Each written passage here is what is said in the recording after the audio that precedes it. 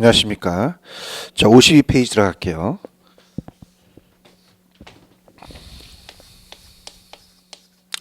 부동산 시장론 들어갈 차례죠, 여러분들. 자, 부동산 시장론은 나온다면은 두 문제에서 한 세 문제 정도가 나옵니다. 여기서 이제 우리가 입문 과정이다 보니까 두 파트만 넣어놨어요. 부동산 시장이 불안정 경쟁입니다. 그래서 부동산 시장과 불안정 경쟁과 완전 경쟁의 차이점이 있고요. 자, 그다음에 부동산 시장의 특성하고 기능이 있습니다. 근데 기능은 없고 특성만 오는 게 특성이 출제 빈도가 높기 때문에 넣어놨고요. 그다음에 주택의 여가 과정이라는 게 또 출제가 잘 됩니다. 여가 과정 출제가 되고요. 그다음에 이제 마지막으로 세 번째가 효율적 시장, 할당 효율적 시장인데 그거는 우리가 입문 과정에서는 좀 빼놓고 우리가 그 입문 과정에서는 기본적인 것만 들어가도록 할게요. 자, 우리 부동산 시장은요. 시장을 봤을 때 구체적이다, 추상적이다, 구체적이라고 말하는 학자들이 있어요. 그러니까 두 가지로 이제 갈리는데요. 추상적과 구체적으로 갈립니다. 그러니까 추상적이라는 것은 어떤 장소, 뭐 우리가 예를 들어서 서울에 오셔서 이제 의류를 사러 간다, 남대문 동대문 가면 되고 수산시장 하면 노량진 가면 됩니다. 자, 근데 부동산은 딱 어디에 진열해 놓고 팔 수가 없죠. 우리 머릿속에 계속적 규칙적으로 나타나서 어떻습니까? 계속적으로 이제 수요와 공급이 나타나는 시장이에요. 그래서 어떤 장소적 개념보다는 하나의 자본시장 일종으로 추상적 시장이라고 얘기를 합니다. 근데 추상적이기도 하고요. 자, 우리 지리적 구역이 지역마다 다 틀리죠. 지역마다 지리적 구역이 유사한 부동산끼리 이렇게 모여 있기 때문에 지리적 구역이다 이렇게 또 표현을 합니다. 그래서 구체적은 어느 공간 시장이다라고 이제 보시면서 두 가지 견해가 다 틀려요. 추상적이라는 학자가 있고 구체적이라는 학자가 있기 때문에 자, 이거는 뭐 조금 나온다는 자체가 조금 우리 어떻습니까? 출제 빈도는 낮다고 봐야 돼요. 그래서 둘 다 추구한다 이렇게 보시지 그렇게 어머니 깊게 볼 필요는 없습니다. 자, 그래서 우리 책에 보시면은 제1절 부동산 시장이라는 게 있죠. 그래서 시장의 개념은 상품의 수요자와 공급자가 모두 거래 행위가 이루어지는 특정한 장소뿐만 아니라 어떤 상품에 대한 수요와 공급에 관한 정보가 수요자 공급자 사이에 교환되어 그 상품에 매매되는 추상적인 장소. 박스 쳐보세요. 그러니까 추상적인 장소는 이 한 번 거래되는 게 아니라 계속적 규칙적으로 거래돼서 우리 머릿속에 추상화되어 있는 시장입니다. 구체적 장소가 아니죠. 자, 그래서 추상적 장소라는 것은 노동력이 거래되면 아니면 돈이 거래되는 금융시장이라든지 이렇게 해서 추상화되어 있는 간념화되어 있기 때문에 추상적인 장소다 이렇게 표현하고요.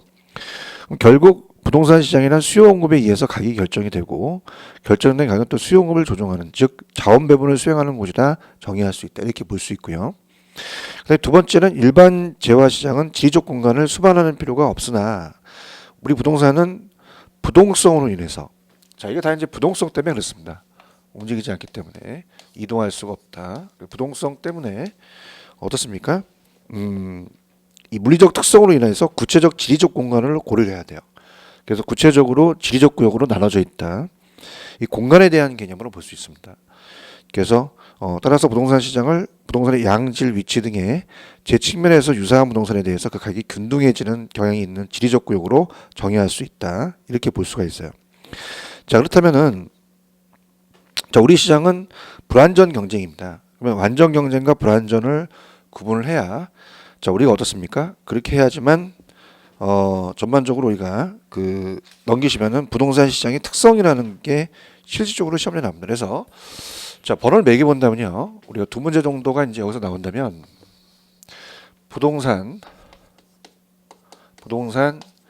시장의 특성이라는 게 중요합니다. 그 특성에서 거의 시험 중에 하나 나온다고 봐야 돼요. 그러니까 특성이라는 자체가 우리 시장이 불안전하고 부동산의 특성 때문에 특성이 만들어지겠죠.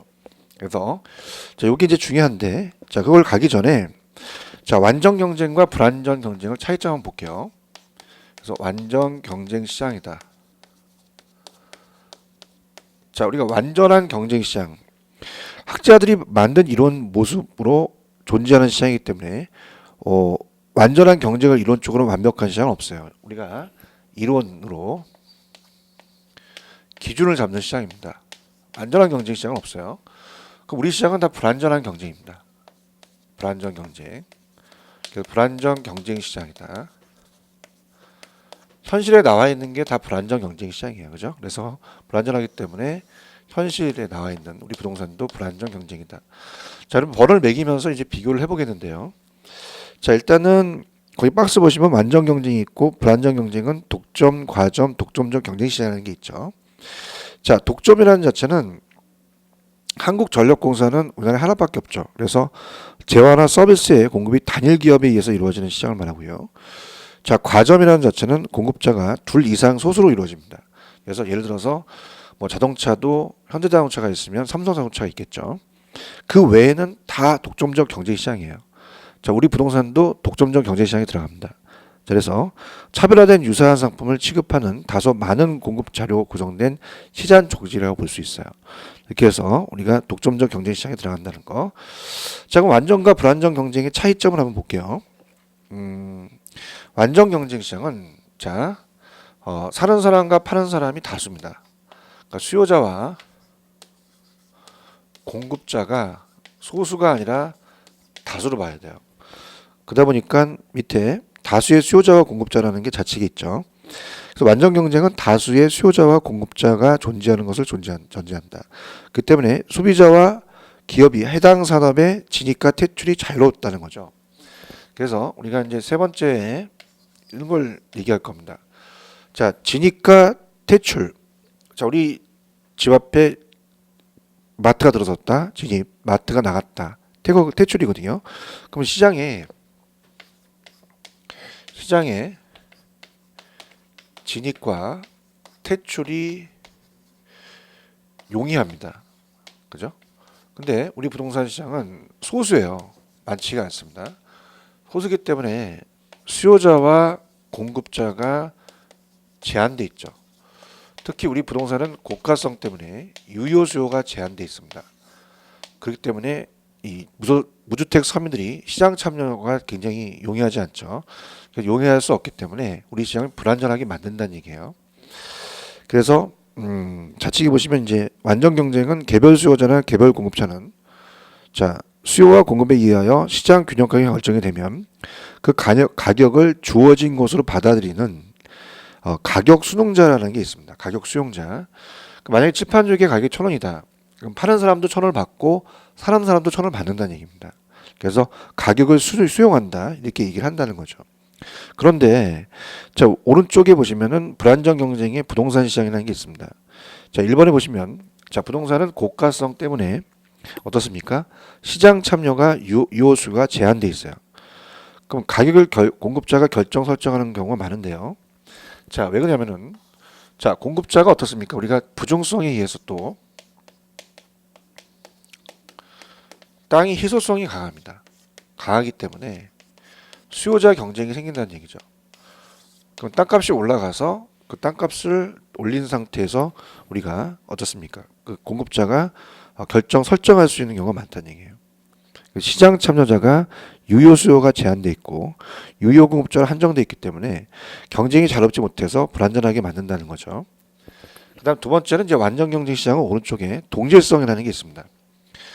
자, 일물일가의 법칙이 성립돼서 물건이 다 똑같다는 얘기죠. 자, 일물일가의 법칙이라는 것은 하나의 물건에 하나의 가격이 형성된다는 건데요.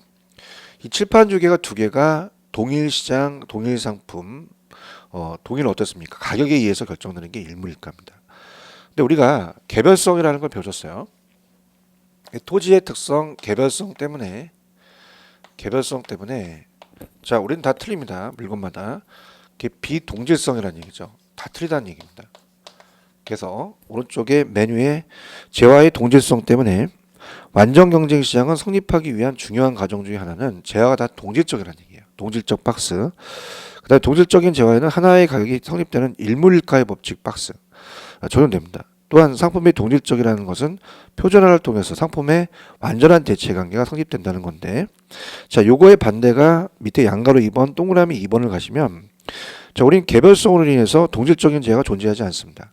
그래서 일물일가의 법칙이 성립되지 않으며 완전한 대체 관계가 성립할 수가 없다라는 얘기죠. 자, 그 다음에 3번은 뭐 아까 완전한 이동이라는 자체는 자원이 완전한 이동이 가능하다는 것은 완전 경쟁은 자원이나 자본의 완전한 이동 가능성을 전제로 한다는 겁니다. 무슨 말이냐? 완전한 시장에서는 지역별로 수급 불균형의 상태는 성립하지 않아요. 언제나 균형 상태에 이룬다는 것은 뭐냐면, 자, 예를 들어서 우리가 이제 그 부동산 시장의 특성이 가장 중요하다고 말씀을 드렸죠. 그래서 요거 다음에 이제 우리가 배우실 내용인데요. 자, 우리 부동산 시장은 시장마다 다릅니다. 그러니까 시장마다 국지화라는 단어를 써요. 국지화라는 얘기는 지역으로 국한됐다는 얘기죠. 자, 그래서 우리가 서울하고 인천은 부동산 자체가 틀립니다. 그죠? 그렇기 때문에 옮길 수가 없어요. 근데 여러분이 만약에 가지고 계시는 모나미올펜은 만약에 1,000원이다. 그러면 전국이 다 1,000원이지 다 지역마다 틀릴 수는 없는 거죠. 그러니까 예를 들어서 인천에서 500원 주고 사서 서울에 1,000원 주고 팔면 그 이익만큼 남는 거죠. 그 절대 그럴 수가 없습니다. 그죠? 왜 그러냐면 옮길 수가 있기 때문에 그래요. 자, 왜냐면 여러분이 모나미올펜이 만약에 여기가 초과 수요가 되고요. 여기가 초과 공급이 됩니다. 그러면 모나미올펜은 옮길 수가 있기 때문에 수급 조절이 돼요. 그렇기 때문에 만약에 1,000원이라는 자체는 옮기니까 그 1,000원이 파괴되지 않는다는 거죠. 균형 가격이 형성될 수 있어요. 근데 우리 특성에 이따 보겠지만 수급 조절의 곤란성이라는 게 있습니다. 그럼 수급 조절이 어렵다, 곤란하기 때문에 곤란성 때문에 이동할 수가 없다는 얘기죠. 그럼 지역적 편차가 나타나서 다 틀리다는 얘기입니다. 그럼 여기는 가격이 계속 상승한 일이 벌어지겠고요. 여기는 가격이 떨어지는 일이 벌어집니다. 그래서 이동할 수가 없다는 얘기죠. 그래서 갑니다. 자, 완전 경쟁은 완전한 이동 가능성 아까 얘기했었고요. 53페이지 양가로 2번의 밑에 우리가 동그라미 3번에 보시면 부동성으로 인해서 부동산 자원을 이동할 수 없습니다. 그럼 특정 지역의 수요가 더 많은 초과 수요나 공급이 더 많은 초과 공급이 발생할 수 있다 하더라도 이러한 지역 간의 수급 불균형의 문제가 시장 이유가 스스로 해결할 수가 없다는 얘기죠. 자, 그다음에 이제 위에 완전 경쟁의 이제 마지막 4번에 보시면 완전한 정보입니다. 그래서 완전 경쟁은 저 칠판 주기가 1,000원이다. 그러면 나만 알고 있는 게 아니라 다 알고 있습니다. 완전한 정보는 완전히 그 정보가 공개됐다는 거죠. 그래서 완전한 정보를 갖고 있습니다. 이제 우리가 앞쪽에서 부동성 때문에 자, 우리 부동산은 임장 활동을 해야 돼요.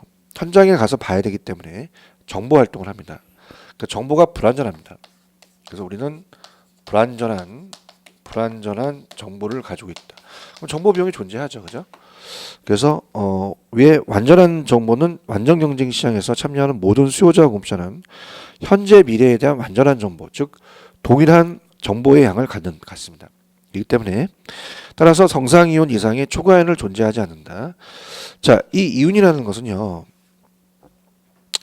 우리가 이렇게 볼게요. 정보를 알면 득이고 모르면 손해입니다. 그럼 남들만큼만 얻으면 정상이윤이고 남들보다 내가 더 초과해서 얻으면 초과이윤이에요. 그러니까 예를 들어서 만약에 갑이 1억을 갖고 있는데요. 자, A은행 갖고 A은행아 너 연 몇 퍼센트 이자 줄래? 연 2% 준답니다. 지금 2%는 뭐 굉장히 이자가 높은 거죠, 그죠? 이제 근데 이거는 남들만큼만 얻기 때문에 누구나 다 얻을 수 있는 것을 정상이윤이라고 합니다. 정상이윤. 근데 갑돌이가 부동산에 투자를 하게 되면 우리가 연 12% 준다고 계약을 합니다. 그럼 10%를 더 먹거든요. 그럼 연 10%를 더 먹는 것은 초과이윤이란 말이에요. 그죠? 그래서 우리가 이제 정상이윤은 다 알고 있다는 얘기죠. 그래서 오른쪽 정상이윤과 초과이윤이라는 게 있어요. 그래서 균형 가격에 해당하는 이윤을 정상이윤이라고 하며 균형 수준 이상의 정상 이상의 이윤을 뭐 초과이윤이라고 한다는데 그 균형 가격에 있다는 자체는 어떻습니까? 이거 1,000원이다. 누구나 다 알고 있다. 그렇게 생각하시면 돼요. 그러면은 완전한 정보를 갖고 있으면 정상이온 이상의 초과이온은 존재하지 않는다는 얘기죠. 완전 경쟁은 균형가격에 해당하는 정상이온만 존재한다. 칠판주기에 1,000원이다. 다 알고 있다는 얘기죠. 그러니까 정상이온과 초과이온이라는 자체에 제가 말씀을 드린 건 하나의 예를 든 겁니다. 예. 예를 든 거기 때문에 칠판주기가 1,000원이라는 자체는 누구나 더 알고 있기 때문에 어떻습니까? 이 정보를 살려고 하진 않을 거예요. 균형가격 자체가 하나의 정상이온이라고 볼 수가 있다라는 표현입니다. 그러면 우리 부동산은 밑에 보시면 자 4번에 보십니다. 자 우리 시장은 불안전합니다. 불안전 경쟁이기 때문에 정보가 대칭되지 못하죠. 그래서 밑에 시장 참여자의 정보의 비대칭은 자 나중에 부동산 시장에 우리가 어떻습니까? 시장의 실패를 수정하기 위해서 개입하는 시장 실패 원인의 정보의 비대칭이라는 걸 배우실 겁니다. 정보의 비대칭은 정보의 차이가 있다는 얘기죠. 그래서 실질적으로 부동산을 어디가 막 개발될지 아시는 분은 상위 계층들이잖아요. 그럼 그분들은 많이 정보를 아는데 우리는 모르고 있죠. 그러니까 정보가 차이가 있다는 얘기는 정보가 불안전하다는 얘기입니다. 시장 참여자 간의 정보의 비대칭으로 인해서 정보를 많이 가진 주체는 그렇지 못한 주체보다 정상 이상의 초과이온을 획득할 수가 있죠. 실질적으로 뭐 나중에 가겠지만 우리 부동산 시장은 미래의 정보를 얻으면 초과이온을 얻을 수 있는 중간성입니다. 그래서 초과이온을 얻을 수가 있다는 얘기죠. 그렇게 염두에 보시면 되고 그 다음에 이제 그 위에 보시면 완전 경쟁의 마지막 5번을 보시면 시장 기구에 의한 균형 가격 성립으로 효율적 자원 배분의 기능을 갖는다. 자, 이 완전 경쟁은 수요 공급의 작동이 원활하여 언제나 균형 가격이 성립하여 어떠한 이유로 인해서 일시적인 균형 상태를 벗어나도 항상 보이지 않는 손에 의해서 신속하게 균형 수준에 회귀된다는 것은 우리가 수요 공급을 배웠듯이만 초과운과 초과수가 발생되면 항상 균형으로 가죠. 정보에 개입할 필요가 없이 그냥 이상적인 시장 모델입니다. 우리가 보는 그냥 그래프 자체가. 근데 우리 시장은 불안전합니다. 넘겨보시면 자 5번에 보시면 부동산은 수요와 공급이 작동이 원활하지 못하죠. 균형 가격이 형성되기 어려워요. 그래서 효율적인 자원 배분이 실패하게 됩니다. 그래서 따라서 시장 기구에 맡겨두면 사회적 후생이 감소돼서 이러한 불안전 시장에 정부가 개입할 수밖에 없다는 얘기죠. 그러면 자 우리가 좀 전에 제가 말씀을 드렸지만 부동산 시장의 특성이 가장 출제 빈도가 높다고 말씀드렸죠. 자 그래서 부동산 시장은 일반재와 달리 부동산의 특성을 갖고 있습니다. 고유한 특성. 그러니까 특성이라는 자체는 여러분이 갖고 계시는 볼펜하고 부동산이 틀리다는 얘기예요. 자 볼펜은 움직이지만 부동산은 움직이지 않습니다. 자 그건 시장의 국지화라는 얘기는 부동성 때문입니다. 이동할 수 없다. 그래서 국지화가 나오면 무조건 부동성과 연관시키셔야 됩니다. 그 다음에 여러분들 볼펜은 움직일 수 있지만 우리는 움직일 수 없다. 볼펜과 다른 특성을 얘기를 해요. 그래서 좀 전에 제가 양가로 1번 지역시장, 국지적 시장을 말씀드렸죠. 그 부동성 때문입니다. 그래서 국지적 시장이 형성이 되고요. 동그라미 1번. 그럼 부동성으로 인해서 재화를 이동할 수 없으므로 지역 시장별로 초과 수요와 초과 공급이 계속적으로 현상이 발생해서 지역 간의 수급 불균형이 초래된다고 말씀드렸어요. 그 예로는 이제 서울시 강남구 주택시장은 수요 공급보다 많고 충청 지역 세종시 주택시장은 공급이 수요보다 많은 경우에 이럴 일이 벌어지겠죠. 아까 인천을 예를 들었죠. 그럼 부동산 시장은 지역, 위치, 용도, 규모, 질 등에 따라서 여러 가지 부분 시장 이런 나누어지는 시장을 시장 분화 현상이라고 말했는데 자 어떻습니까? 우리가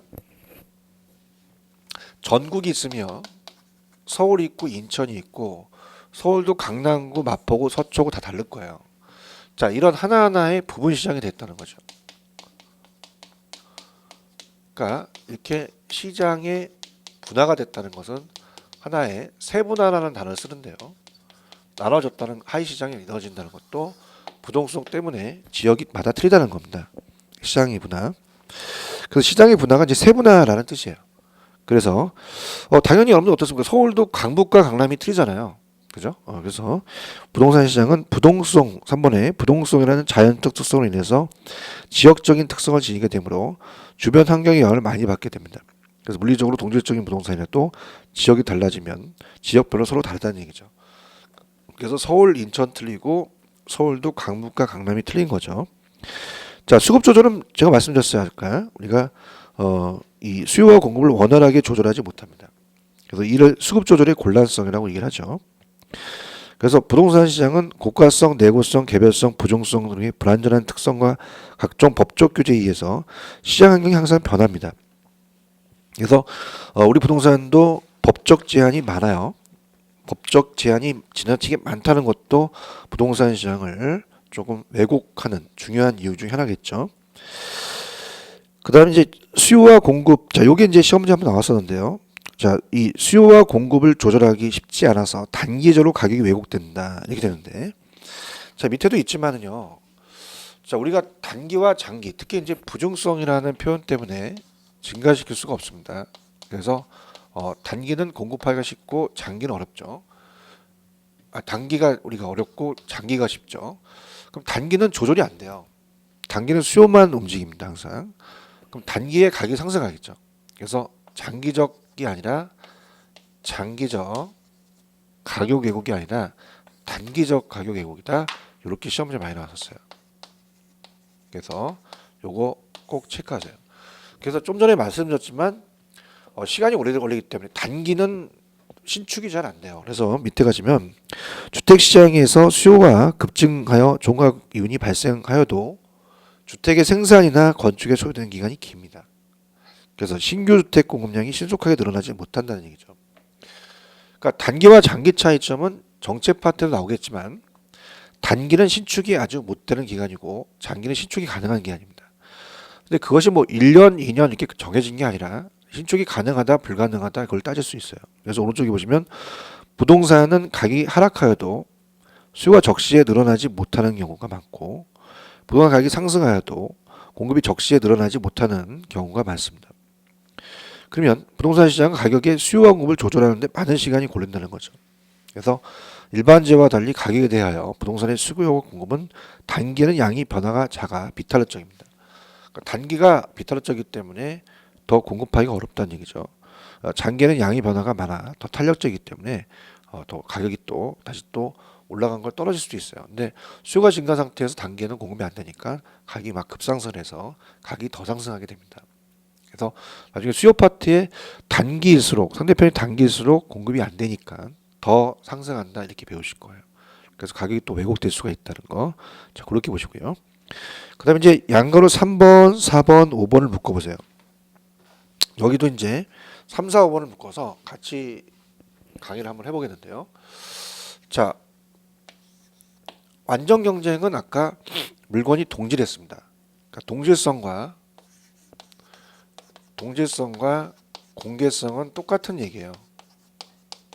자, 여러분 이제 만약 코카콜라를 만약에 500원 주고 샀다. 그냥 500원이라고 합시다. 약간 뭐 가격이 좀 올랐겠죠. 그 500원이 코카콜라가 빨간색으로 돼 있는 그 캔이 있으면 우리가 보통 거기에 바코드가 찍혀요. 그럼 가격이 만약에 1,000원이다, 아니 500원이다는 거는 만약에 여기 슈퍼에 가서 샀어요. 편의점 가서. 그 500원이라는 것이 거래가 되면요. 한 번 거래가 되면 여러분이 머릿속에 500원이 딱 정리가 됩니다.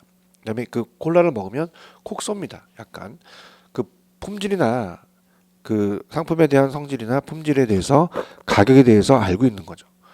그럼 여러분이 서울에서 샀다 다시 또 부산에 가서 콜라를 사 먹습니다. 500원을 냈고 또 그게 콕 쏜다는 자체를 알고 있는 거죠. 그래서 동질성과 공개성은 똑같은 얘기예요. 근데 우리가 지금 이 부동산 시장의 특성을 배우기 때문에 비동질성이라는 개별성이 있습니다.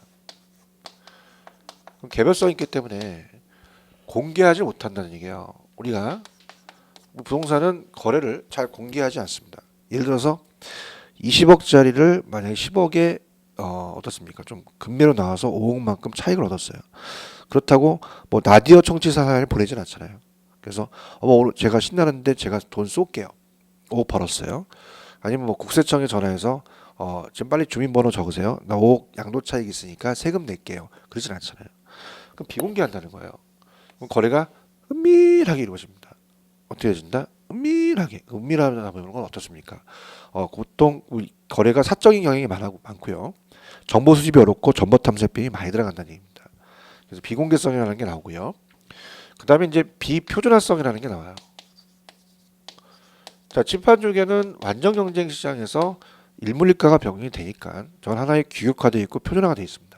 근데 우리는 비표준화성이라는 게 있고요.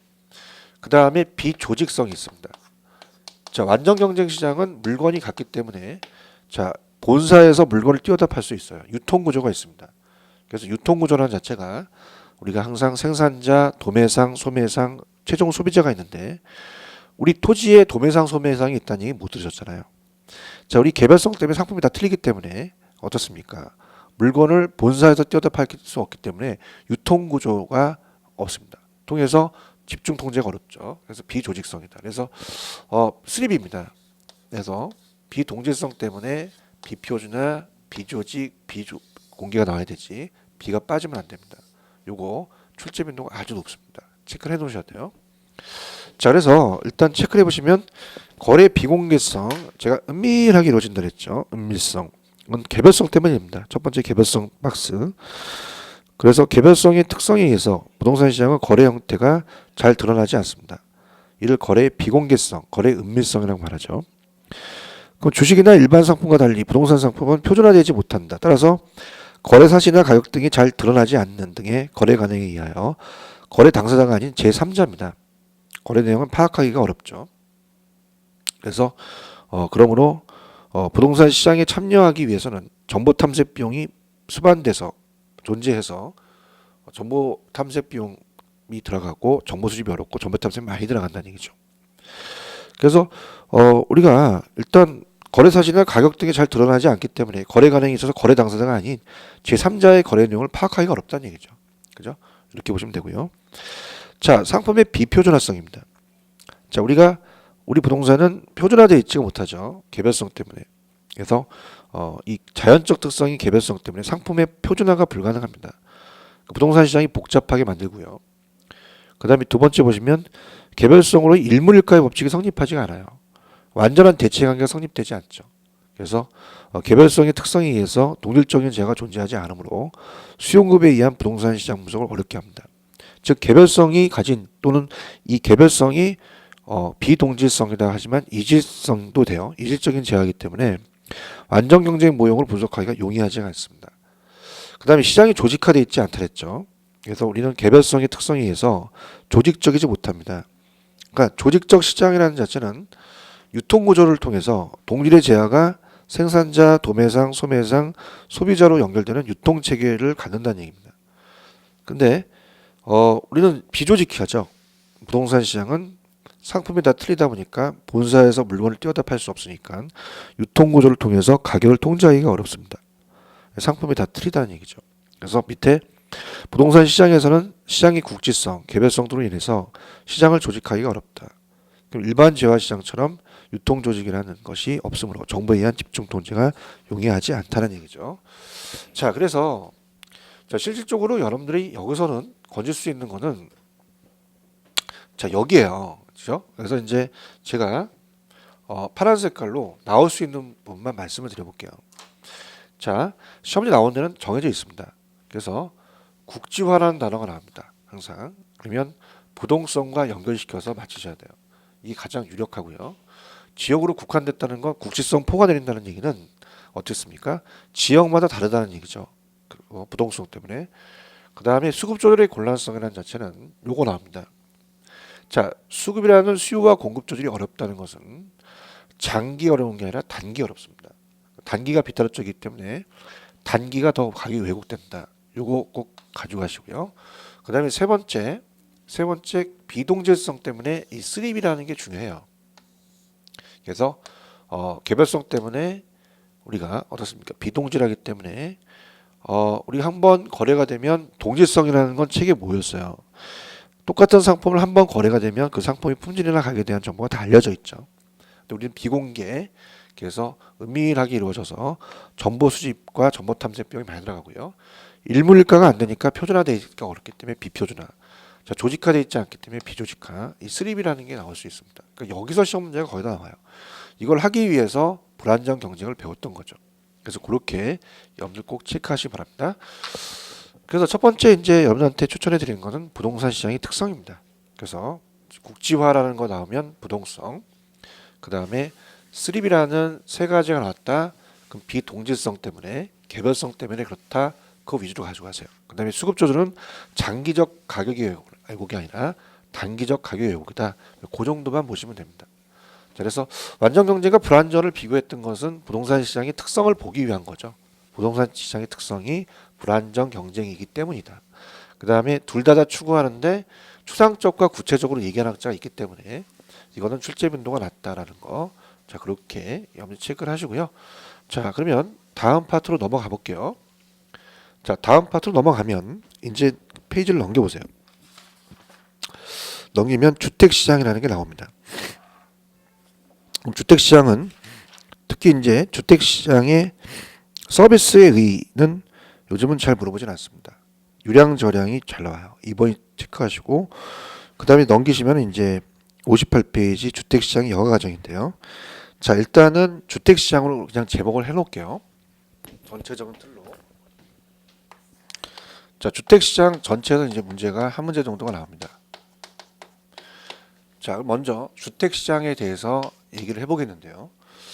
자, 주택시장은 주택이 다 틀려요. 무슨 얘기냐? 자, 우리가 칠판 쪽에는 지금 여러분이 딱 눈으로 봤을 때 두 개구나. 딱 눈으로 확인합니다. 근데 우리 주택이라는 것은 자, 이질적으로 틀립니다. 불완전하기 때문에 물리적으로 다 다르다는 얘기예요. 분석이 어렵죠. 여기 나가셔서 뭐 아파트가 있는 게 아니라 단독주택, 오피스텔, 다세대 주택 많잖아요. 근데 그렇다면은 주택 서비스라는 걸 도용합니다. 주택 서비스라는 걸 가지고 분석을 해보자. 효용을 주는 건 똑같더라. 효용을 주는 건, 만족을 주는 건. 그래서 서비스라는, 주택 서비스라는 것을 도입합니다. 이걸 가지고 분석을 한다는 얘기예요. 그래서 동질적으로 간다는 얘기죠. 자, 그러면 이 효용과 만족도라는 자체. 자, 예를 들어서 정부가 갑돌이한테 전화를 합니다. 갑돌아, 왜요? 너 어디 사니? 저요? 저 아파트 사는데. 몇 평? 32평이요. 그렇게 하는 거예요. 그러면은 물어봐요. 그럼 너가 거기서 얻는 효용은 몇 프로니? 그랬더니 100이래요. 만족을 한다는 거죠, 완전히. 그래서 지금 32평 아파트에 살고 있는데 이 아파트가 너무 좋다는 얘기예요. 뿅 갔어. 효용이 100이라는 얘기죠. 그래서 1년 후에 물어봤어요. 너 어디 있니? 그랬더니 저 단독주택으로 옮겼는데요. 몇 평? 24평이요. 그러면 단독주택하고 아파트는 물리적으로 다릅니다. 또 물어봤더니 너 효용은 얼마니? 100이요. 어머, 효용은 같네. 그러니까 물리적 주택은 틀리지만 효용이 같다는 얘기입니다. 그러니까 주택 서비스라는 것은 우리가 주택이라는 자체가 물리적 주택으로 어떤 양과 질을 따져서 눈으로 확인해서 어떤 한 채 두 채를 얘기하는 것이 아니라 주택 서비스는 우리가 추상된 개념이에요.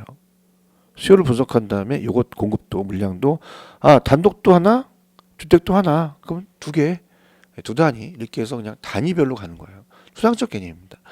그래서 우리가 보통 여러분이 완전 경쟁을 전제로 해요. 그래서 앞쪽에서 왜 수요 공급이 만나서 가격이 형성이 된다는 자체는 이거는 완전 경쟁을 전제로 하는 모델입니다. 항상. 그렇기 때문에 균형을 형성한다는 자체가 우리가 완전 경쟁에서 아까 정상 이윤을 얻는다라는 그 얘기를 했었잖아요. 그죠?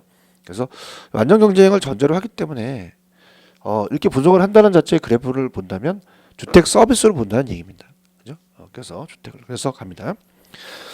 주택 서비스란 중요하죠. 주택이 소유자나 이용자에게 제공하는 효용입니다. 만족도. 주택을 물리적 실체로 보지 않고 주택 서비스를 제공하는 효용으로 대상을 본다면 주택도 동질적 상품으로 취급할 수가 있다는 얘기입니다. 그러면 밑에 주택 서비스를 분석의 대상으로 하는 이유는 주택시장의 분석의 대상을 서비스의 개념을 하는 이유는 완전 경쟁 시장의 가정 중에 하나인 상품이 동질성의 논리를 개별성의 성질을 가진 우리 부동산의 물리적 주택 개념으로 설명할 수 없기 때문에 주택 시장의 분석에서는 어떻습니까? 대상을 물리적 주택 그 자체로 하는 것이 아니라 주택 서비스인 추상적 개념으로 간다라는 거. 자, 이렇게 한번 생각을 해보세요. 그죠? 그래서 항상 그래프가 나오면 그건 다 완전 경쟁을 전제로 하는 주택 서비스에 대한 개념이다. 이렇게 물어보시면 됩니다. 자, 그러면 예전에는 좀 나왔었어요. 주택 시장에 대해서 주택은 이질적 물리적이기 때문에 자 분석이 어렵다. 그럼 주택 서비스라는 완전 경쟁을 전제한 동질적 상품의 서비스를 가지고 분석을 해야 된다라는 그런 얘기 나왔었습니다. 근데 이제 이거보다 자 우리가 시험 문제 보시면 주택 저량의 공급량과 주택 유량의 공급량이 있습니다. 그래서 시험 문제 자 요게 이제 별표 표시를 하나 해놓으세요. 자 주택의 유량 저량은 출제도 높습니다. 한 2개 정도 칠까요? 자 하나는 가끔가다 나오는 거고 2개는 뭐 한 2년에 한 번씩 3개는 나올 수가 있다는 얘기죠. 그래서 주택 우리가 앞쪽에서 배웠지만 주택 유량 저량이라는 건 왜 수요 공급 때 유량 저량을 배우셨죠. 그래서 주택 저량만 있는 게 아니라 주택 유량도 있더라. 자, 요걸 이제 설명해 보도록 하겠습니다. 자, 그러면 주택은 신규만 있는 게 아니라 재고 주택도 있다는 건데요. 자, 예를 한번 들어볼게요. 자, A 지역이 있습니다. 자, 여기에 2015년 1월 1일 자, 현재죠. 현재 존재하는 양입니다. 존재하는 양. 자, 그럼 이건 일정 시점을 얘기를 하죠. 일정 시점. 100채가 존재한다는 건 이미 있는 기존 주택, 재고 주택을 얘기합니다. 그래서 제가 시점, 저량, 저자가 들어가죠. 그래서 이거는 일정 시점이다 보니까 주택, 저량의 공급량이 100채가 있다는 얘기입니다. 자, 그래서 이거는 이제 우리가 신규가 아니라 기존 주택이에요. 기존 주택 또는 우리가 재고 주택이 되겠죠. 근데 정부가 2015년 12월 30일 날 봤더니 150채로 늘어났다는 거예요. 그럼 1년 동안 50채를 지워진 거죠. 1년 동안. 자, 이 기간이 1년 동안입니다. 그럼 1년 동안 일정 기간을 명시해야 되죠. 그럼 일정 기간의 유량 개념이 됩니다. 그럼 주택 유량이 된다는 얘기예요. 주택 유량. 유량이고 이거는 신규 주택이라는 얘기죠. 근데 여기서 염려 좀 앞서서 말씀을 드리면 어떻습니까? 우리가 그 유량 저량이라는 것은 제가 단기는 신축할 수가 없고요. 단기는 없고 장기는 있다 그랬어요. 단기는 저량이 되고 장기는 유량이 된다는 얘기입니다. 그 오른쪽에서 이제 표현하는 거를 가기 전에 우리가 간단하게 주택 유량과 저량을 비교해서 먼저 체크를 해보겠습니다. 자, 그러면 자 주택 유량과 주택 저량이 있다. 그럼 먼저 여러분이 틀리지 말아야 될 게 시점하면 저량이에요. 그래서 저량은 일정 시점이 나와야 됩니다. 자, 유량은 일정 기간이 나와야 됩니다. 그래서 저량하면 저량, 그러면 시점 이렇게 연결시키라고 했죠, 그죠? 자, 그래서 수요량과 공급량이 틀려요. 그래서 우리가 수요량과 공급량을 물어봅니다. 수요량과 공급량. 그 다음에 수요량과 공급량. 자, 그러면 저량 공급이냐 유량 공급이냐가 먼저 중요한 거죠. 자, 그러면 저량이라는 자체는 2015년 1월 1일 현재 존재하는 양입니다. 그럼 현재 존재하니까 시점이니까 저량의 공급량이 되죠. 근데 100채가 다 존재하는 그 공급이 아니라 이 중 사람이 살고 있는 게 있어요. 그죠? 그럼 거기에 보유하는 양이다 이렇게 보고요. 그래서 공가가 얼마큼 됐으면 그 공가 나머지가 사람이 보유하고 있는 거죠. 그 다음에 공급량이라는 일정 기간의 유량은 자 1년 동안이라는 게 생략이 됩니다. 그래서 1년 동안 공급되는 것을 얘기하죠. 그래서 50채만큼 분양을 한 거예요. 우리가 50채만큼 신규를 분양한 겁니다. 가능하죠. 그럼 그 중에서 미분양이 될 수 있으니까 만약 40채만 분양이 됐다. 40채만 사람들이 보유하고자 하는 양이다. 이렇게 갑니다. 그래서 여기서 핵심은 뭐냐면 현재 존재하는 것은 저량이고요. 공급되는 것은 유량이다. 자, 보유라는 것은 공급이 아니라 항상 수요에서 나타난다. 이렇게 갑니다. 자, 그러면 일단은 단기 장기라는 것은 이따 해드리고 먼저 그 밑에 주택 절량의 공급량과 유량의 공급량을 볼게요. 자, 부동산 가치 단기적으로는 생산 공급이 제한된다 그랬어요. 재화를 분석할 땐 절량 개념입니다. 절량. 물론 유량 개념도 동시에 분석을 합니다. 그러면 주택 절량은 일정 시점이죠, 항상. 그럼 절량의 공급량은 일정 시점 박스. 그다음에 시장에 존재하는 박스. 그래서 주택의 양을 말한다. 그럼 이를 구체화한다면 우리가 이 일정 시점에 대한 것은 신규가 아니라 기존 주택이 되겠죠. 공급량이 있으며 이는 주택 재고량이라고도 표현한다. 제가 기존 주택을 재고라고도 했었죠. 자, 그래서 2015년 12월 1일 현재 A지역에 10만 채의 주택이 존재한다면 주택 절량의 공급량은 10만 채가 된다. 근데 절량의 수요량은 뭐예요? 일정 시점에서 수요자들이 보유하거나 구매하고자 하는 주택의 양은, 자, 아까 이 10만 채의 주택 중에서 만 채가 공가가 남았다. 그러면 주택 절량의 수요량은 그 나머지 9만 채가 사람들이 보유하거나 구매하고자 하는 양이죠. 자, 집이 비어 있는 게 공가율입니다. 집가짜에다가 비어있는 공가율. 사무실이 비어 있는 게 공실률이에요. 그래서 전체 공간 중에 비어 있는 공간이나 비어 있는 기간이 비율을 의미합니다. 전체 임대 공간이 100실 중에서 50실이 비어 있다. 1년 중에 임대되지 않고 비어있는 기간 6개월이면 공실률은 50%가 이렇게 보는 거고요. 자, 유량 공급입니다. 자, 유량은 아까 제가 일정 기간이라고 말씀드렸죠. 유량 공급량은 일정 기간 박스 동안에 공급자들이 공급 판매하고자 하는 주택의 양을 말합니다. 그래서 이건 존재하는 게 아니라 공급되는, 공급자들이 공급 판매하고자 하는, 이게 중요하겠죠. 그걸 구체화하는 개념으로 보통 신규주택 공급량이 되겠죠. 즉 신규 공급은 일정한 생산 기간이 필요합니다. 그렇기 때문에 우리가 보통 유량을 장기라고 얘기합니다. 주택 유량의 수요량은 일정 기간 동안 수요자들이 보유하고 구매하고자 하는 주택의 양이죠. 그래서 우리가 다 50채 중에서 있는 게 아니라 40채만 분양이 됐다. 그럼 그거는 수요자들이 보유 구매하고자 하는 주택의 양, 수요량이 되겠죠. 그다음 밑에 단기 장기라는 그래프가 있잖아요. 그래서 이제 단기 장기를 조금 들어보도록 할게요. 자, 요거에 대한 걸 이제 여러분들이 좀 이해를 하셨죠. 이제 단기는 절량이고 장기는 유량이다. 자, 그래서 이렇게 보시고요. 자, 그러면 이제 단기 균형과 장기 균형이라는 게 있습니다. 그래서 단기와 장기 균형. 자, 그러면 일단은 이렇게 볼게요. 단기는 아주 짧게 주기 때문에 아까 신축이 불가능해요. 그래서 신규가 불가능합니다.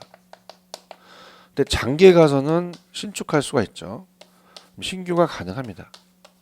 신규 기업이 들어올 수 있는 건 장기라는 얘기죠. 그럼 어떤 상황에서 우리가 단기에 주택 수요가 증가했다. 그래서 수요가 증가하더라도, 자, 주택 수요가 증가하더라도 공급은 불변입니다.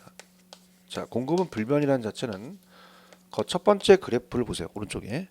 그 첫 번째 그래프를 보시면 완전히 공급 곡선이 서 있죠. 이 서 있다는 것은 절량 공급을 얘기를 합니다. 자, 2015년 1월 1일 우리가 그 지역에 만약에 100채가 존재한다.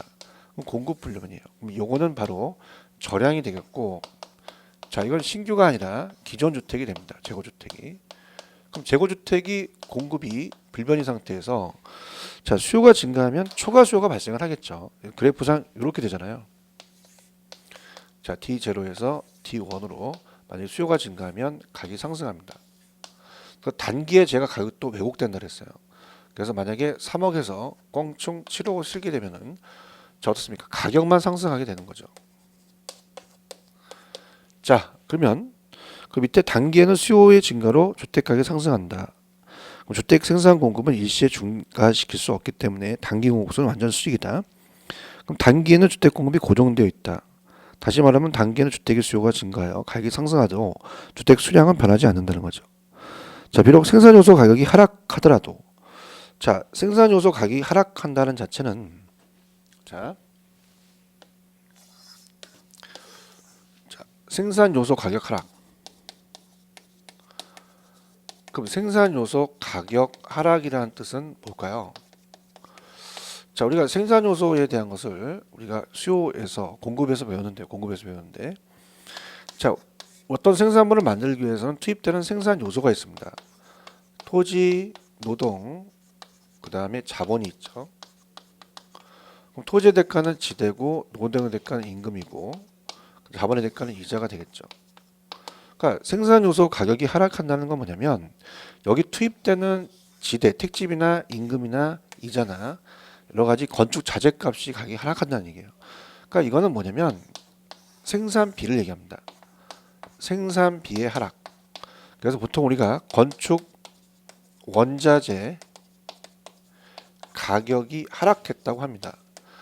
그러면 자 공급을 늘릴 수가 있잖아요. 근데 단기는 절대 공급을 못 늘린다는 얘기죠. 그래서 생산 요소 가격이 하락하더라도 단기에는 생산 공급이 늘어나지 못합니다. 즉 단기에는 양의 변화가 없다는 것이죠. 따라서 단기에는 주택의 이용 주체만 변하게 되며 주택의 여가 현상이 발생한다는 것은 나중에 자 단기는 어떻습니까? 우리가 신축이 불가능해요. 그죠? 그러다 보니까 어떻게 됩니까? 기존에 있는 주택이 공급될 수밖에 없는 거죠. 만약에 이 소득층이 저소득층이라면 여가 현상이 발생한다는 건 나중에 설명하겠고요. 그 오른쪽에 보시면 생산 요소 가격이 하락한다는 건 생산비가 준다는 겁니다. 그럼 단기에는 생산 공급이 늘어나지 못하므로 균형 가격의 변화가 없죠. 그래서 장기에는 어떻습니까? 생산 공급이 증가해서 공급국수의 우측으로 이동하니까 균형 가격이 하락하더라. 그러면 단기에 안 되면 장기에 공급이 된다는 얘기입니다. 그래서 3번이 동그라미 3번에 보시면 그러나 장기에는 유량 개념의 신규 주택 공급이 가능하다는 얘기죠. 그럼 공급이 증가를 한다는 얘기입니다. 자, 그러면 신규 공급이 가능하므로 우상향하는 공급국수의 우측으로 이동하는 모양으로 가진다라는 거죠. 그죠? 그래서 자, 우리가 그래프를 보시게 되면 어떻습니까? 자, 가격과 양이면 두 번째 그림을 보시면 자, 공급과 수요가 만나서 자, 단기는 공급이 우리가 수직이었죠. 근데 얘는 우리가 균형을 이루었잖아요. 자, 균형을 이룬 상태에서 공급만 증가를 합니다. 그죠? 그러면 가격이 떨어지겠죠. 양은 무조건 증가를 했고요. 이런 식이에요. 그래서 우측으로 이동을 한 거죠. 그러면 단기에는 4번 공급국수는 일정 시점의 절약 개념입니다. 제가 절약이라고 얘기했죠. 그다음에 장기 공급국수는 일정 기간 동안 유량이에요. 자, 이건 늘어날 수 있다는 유량이 되겠죠. 신규니까. 그래서 여기까지. 그럼 5번 갑니다. 그럼 주택시장을 분석할 때 유량, 절량의 개념을 동시에 파악하는 것이 주택의 공급이 단기적으로 제한되어 있기 때문이라는 거죠. 단기는 안 된다는 얘기예요.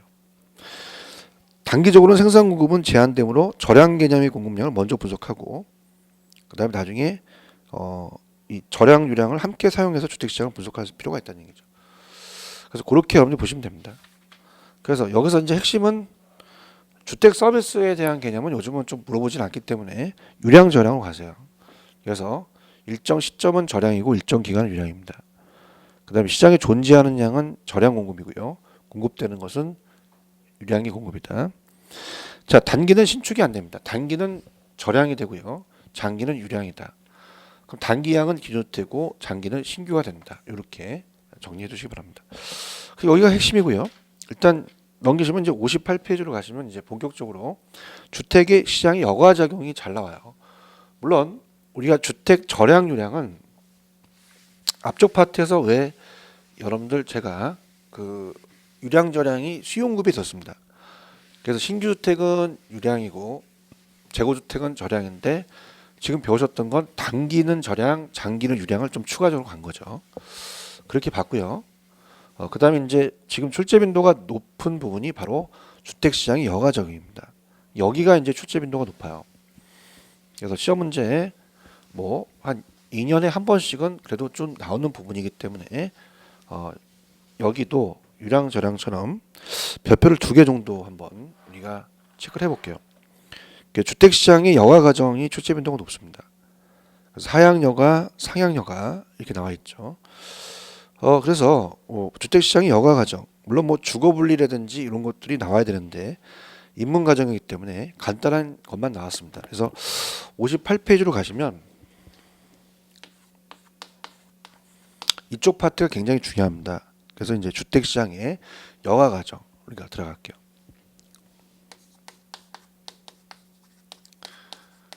주택시장의 여가 과정.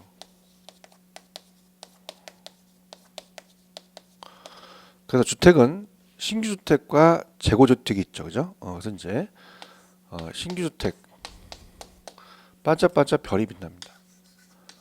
자, 이걸 이제 고가주택이라고 하고요.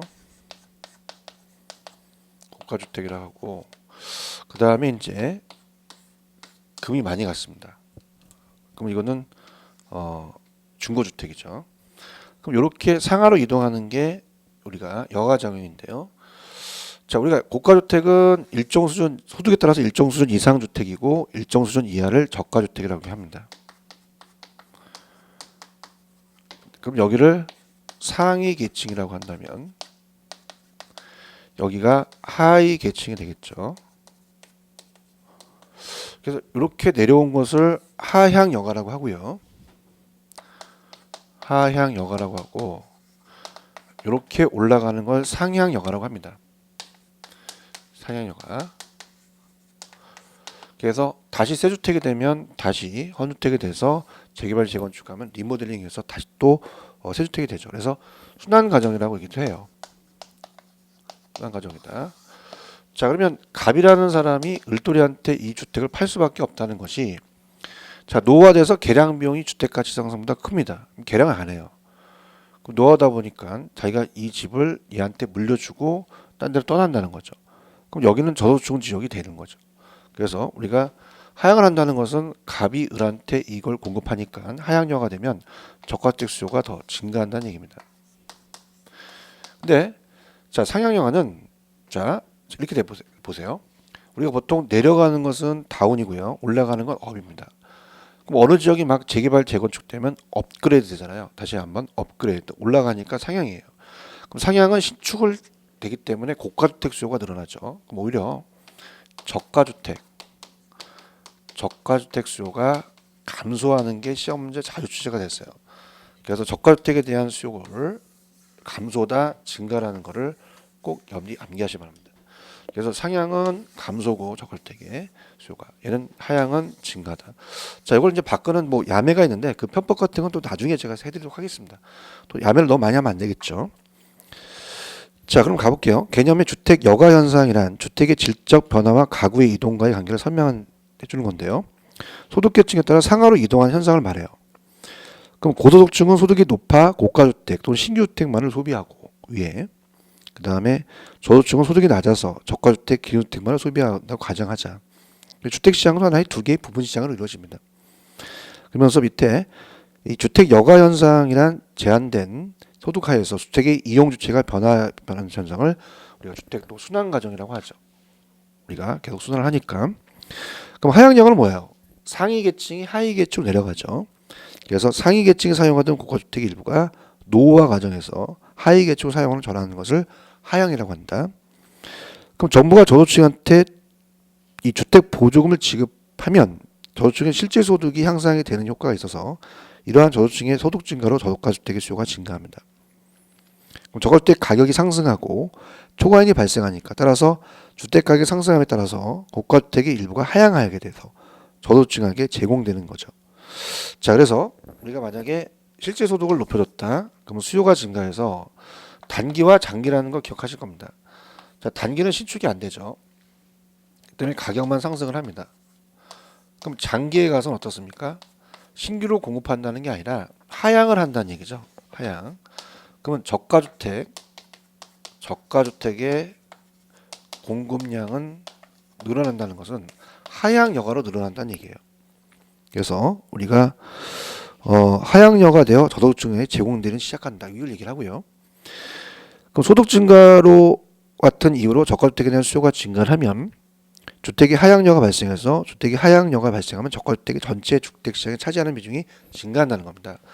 자, 어떻습니까? 우리가 위에서 내려오잖아요. 항상 벽돌을 쌓게 하게 되면 벽돌이 계속 쌓이잖아요. 위에서 내려오니까 항상 증가될 수밖에 없다는 얘기죠. 반드시. 자, 상향은 필터링 업입니다. 그래서 제가 업그레이드라고 했죠. 그럼 얘는 하위 계층이 사용하던 저가주택을 상위 계층이 매입, 재건축, 리모델링해서 업그레이드해서 상위 계층의 사용으로 전환되는 현상이다. 이렇게 가져가시기 바랍니다. 자, 그럼 역과학 현상에 대한 긍정적 효과는 밑에 주거의 질을 개선하는 효과가 있어요.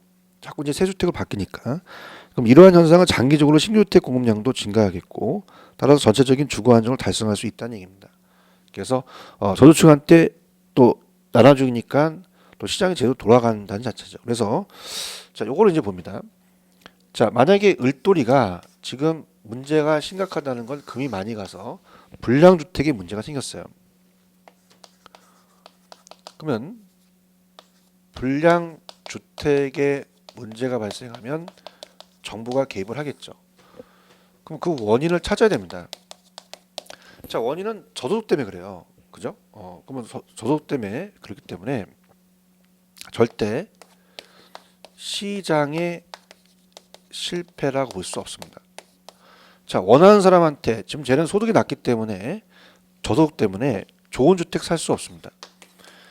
그럼 저가 주택이 필요하거든요. 그러면 어떻습니까? 효율적인 자원 배분의 하나의 과정이고 결과라고 볼 수 있죠. 그러면 절대 이거는 대책을 자 원인은 그럼 어떻습니까? 저소득 때문에 그렇습니다. 시장 실패가 아니죠. 그래서 자원 배분의 과정 하나의 결과 이렇게 보면서 그러면은 대책을 만들어야 돼요. 그럼 절대 철거는 절대 대책이 아닙니다. 자, 철거하면 얘 어디 갑니까? 뭐 이 지역마다 틀립니다. 뭐 서울은 서울역 간다 그러고 부산은 부산역 간다 그러고. 자, 철거를 하는 게 아니라 실질 소득을 높여줘야죠. 실질 소득을 증가시킨다. 이게 이제 대책이 돼요. 그럼 실질 소득을 높여주면은 금이 좀 덜 가는 데로 갈 겁니다. 그럼 철거하니까 다시 상향이 되겠죠. 자, 그래서 저가주택 지역에서 주거의 수준이 극히 열악하여 발생하는 불량주택의 문제는 자 하향 여과라는 자원 배분의 결과물입니다. 과정보다는 그냥 자원 배분의 결과물이다. 결과다 이렇게 봅니다. 그러니까 효율적인 자원 배분은 원하는 사람한테 자원이 배분됐다는 얘기예요. 그래서 불량주택은 낮은 소득에 따른 문제입니다. 시장 실패가 아니에요. 그래서 이러한 불량주택을 철거하고 신규주택 공급을 늘리거나 재건축 재개발을 유도하는 것은 정부의 시장 개입의 올바른 해결책이라 볼 수가 없습니다. 자, 그러면 저소득층의 실제 소득을 향상시키는 것이 또 임대료 보조 정책이나 공공임대주택 정책을 써서 불량주택 문제를 해결해서 우리가 보조해 준다든가 아니면 어떻습니까? 이 실소득을 높여준다는 것은 임대를 보조해주고 공공주택을 많이 만들면 또 그 사람들이 또 그쪽으로 옮기니까 불량주택 문제 해결할 수 있다는 거죠. 자, 그래서 주택시장의 여가 과정은 뭐 이거 외에 주거 분리라는 것은 뭐 다음에 제가 해드리도록 하겠고요. 기본소가 나오면. 자, 내려가는 것은 상위 계층에서 하위 계층 내려가는 건 하향, 하위 계층에서 상위 계층 올라간다는 건 업그레이드하죠. 상향이고요. 그 다음에 하향이 됐다는 것은 우리가 기존에 있는 주택이 내려와서 받아먹습니다. 그렇기 때문에 저가주택 수요가 증가한다는 거죠. 근데 업이 된다는 자체는 고가주택 수요가 늘어나고 저가주택 수요가 오히려 감소한다는 거고요. 자, 이렇게 저소득층에 살기 때문에 이 어떻습니까? 이 저가주택이 필요하기 때문에 절대 시장 실패가 아니라 효율적 배분의 자원 결과다. 그래서 대책은 철거가 아니라 실제 소득을 증가시킨다. 그렇게까지 하시면 됩니다. 자, 여기까지 하고요. 정책 파트는 조금 우리가 쉬었다 갈게요.